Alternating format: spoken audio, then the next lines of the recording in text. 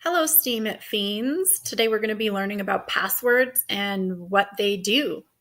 So I don't know if you're aware, but you have 4 different passwords associated with your account. And today's post was inspired by a question that I got from one of my followers, and it's related to my Dear Little Scribe article that I do. So let's see what he says. His name is Zingali, and he says, "Dear little scribe, what can I do to track down the rat bastards that hacked my account and stole the few crumbs I've earned? Pissed in Pasadena." Okay. Okay, Zingali, we get the picture. So then Zingali posted this post on what happened. He was recently made aware that someone had hacked into his account and was taking his rewards. And he's new. I mean, he's like less than a month old. And so he didn't have a lot to lose, which is really good because he could learn his mistake early and set up for the future. But what he does is he talks about the mistakes that he made and what he's going to do to remedy those mistakes. And one of the mistakes that he did make, which he did message me later and we chatted about it, but one of the mistakes that he did make was he was using his master owner key to log into his Steemit account. And he was probably using it elsewhere as well. And although that's not bad, it kind of is. So the first thing you need to know about logging in to your Steemit account is that you should be using your posting key. So I'm going to show you what each of the keys is, and then I'll show you where to find them. Okay, so here I made a little table, Steemit passwords and what they do, and I will post a link to it under the video. It's actually 2 different tables with the same information. So the 4 keys are the posting key, the active key, the owner or master key, and then the memo key. The posting key simply allows you to post, comment, follow, and vote, like upvote and downvote. The active key allows you to do those things as well, but it also allows you to make monetary transactions.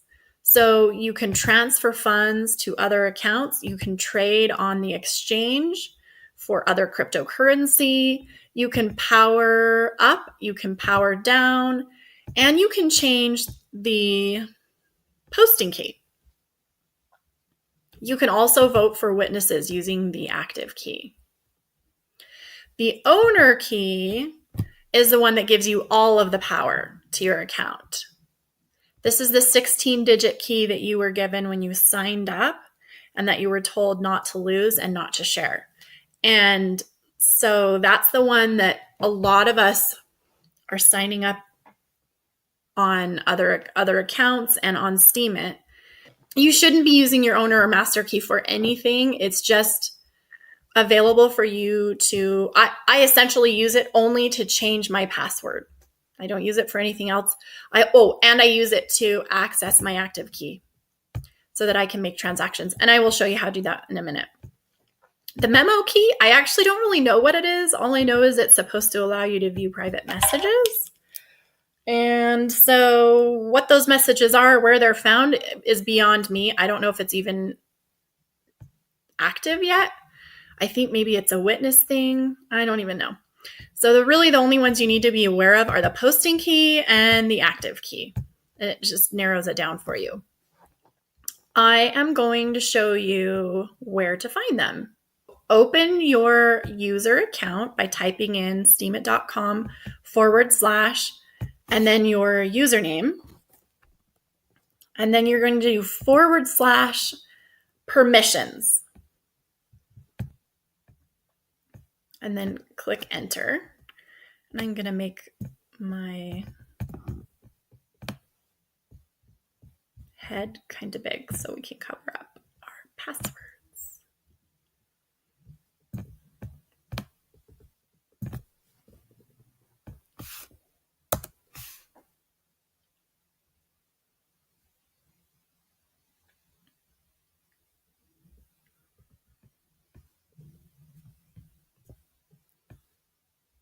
All right, if you scroll down, once you've hit enter and put in permissions, you'll see the permissions that you have. Permissions are I mean, it's another word for passwords, I guess. It's what the passwords allow you to do. So the posting key is right here. The active key shows up, the owner key, and the memo key. Interestingly, though, the posting key, in order to log in with the posting key, you need to click on this little button here that says show private key.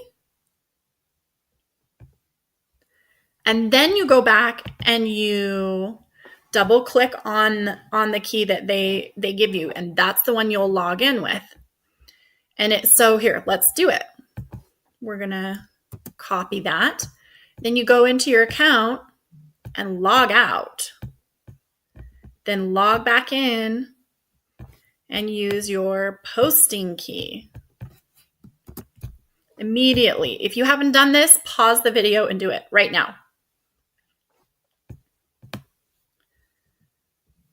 Okay, so you've logged in with your posting key.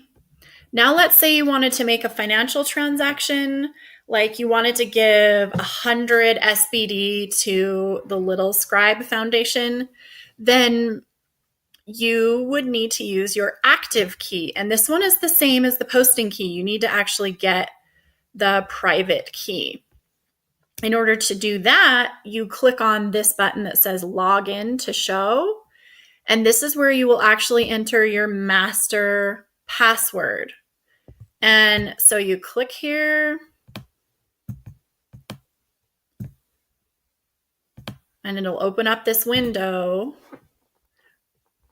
where you enter your master password. You log in. And then when you go back to your permissions page,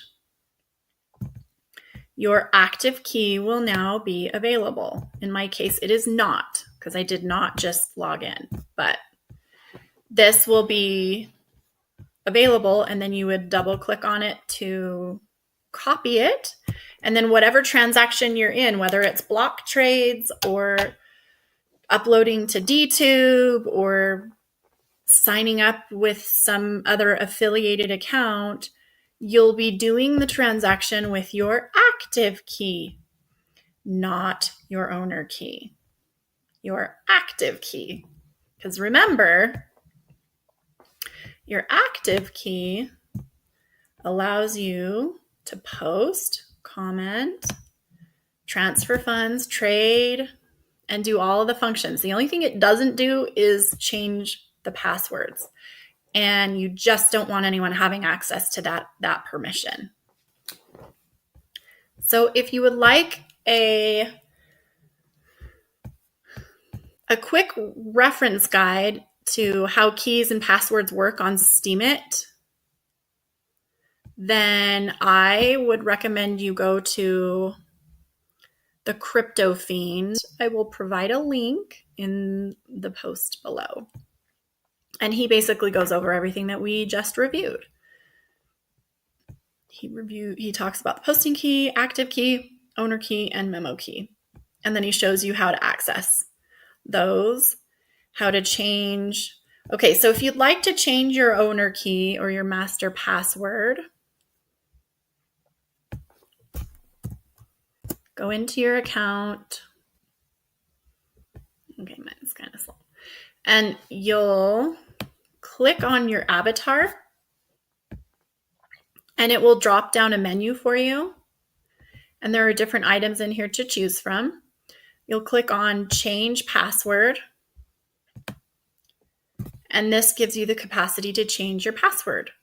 And if you'll notice, the first rule of Steemit is do not lose your password. The second rule is do not lose your password. We cannot recover your password if you don't remember it. If you can remember it, then it's not secure, meaning it should not be a number that you can remember. So always back up your password somewhere, like a hard copy, and put it in a safe somewhere. And if you'd like to generate a new password, which I recommend doing every 6 to 12 months, you can do it more often, but I just don't like messing with it because I worry. But so if you want to change your password, it's just like you would do anywhere else. You put in your current password, and then you click this button to generate the new password. And then once they generate the new password, you want to copy that and paste it somewhere safe, like a Word document that you'll print off later. And then you enter the generated password. And then you click these 2 items and click update password. So it's pretty simple, but you want to just be real careful how you do it because you don't want to lose it. So just breathe deeply, no rushing, read what you're doing, pay attention to what you're doing, generate your password, save it to a Word document, and then update it. And that's how that's done. And then you can always go back and get copies of your or access to your passwords by typing, remember what I said? Permissions. Okay. That should do it for today's lesson. If you have any other questions or you feel like I just didn't cover something that you were kind of wondering about, let me know in the comments below, or you can go over to my Discord channel, Steemit for Boomers, and make a general post there, or you can always message me on Discord as well. And here's to not getting hacked. Let's go make sure you thank Zingali for his learning experience and for prompting this video. All right, we'll see you around next time.